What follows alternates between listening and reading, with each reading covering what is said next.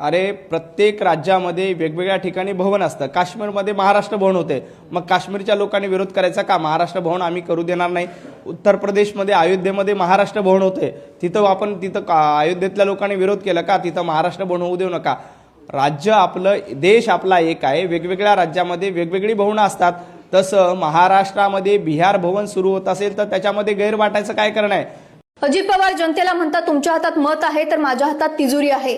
चंद्रकांत पाटील म्हणतात तुमच्या हातात तिजोरी आहे तर आमच्या हातात तिजोरीचा मालक आहे. एकनाथ शिंदे म्हणतात नगरविकास खाते माझ्याकडे आहे तर निधीची कमतरता पडू देणार नाही. पण खरंच महाराष्ट्राच्या तिजोरीत काय उरले मी तुम्हाला सांगते. महाराष्ट्रावर 9 लाख कोटी रुपयांचं कर्ज आहे. सगळ्यांचेच पाठ झालं असावं. महाराष्ट्रातील शेतकऱ्यांवर कर्ज आहे. महाराष्ट्रातील कंत्राटदारांची 90,000 कोटी रुपयांची बिले थकीत आहेत. महाराष्ट्रातील 600 शाळा बंद होण्याच्या मार्गावर आहेत.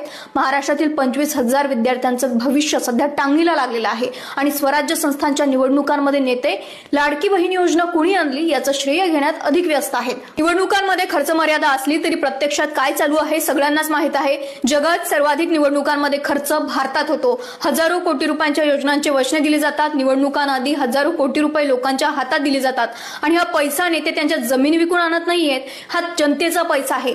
जनतेचाच पैसा खर्च करून त्यांच्या पक्षाचे झेंडे तुमच्या फ्रंट फुटवर दिसतात. अनुजा, काल तू सभेमध्ये होतीस, ते सगळे व्हिडिओ तुझे व्हायरल करतायत वगैरे, त्यांना काही सांगायचंय का? कारण ते खूप जास्त त्याच्यावरनं चर्चा सुरू आहे आणि ते प्रचार संपता त्याच्यावरती जास्त चर्चा घेऊन गेली आहे सगळी पूर्ण एकदम.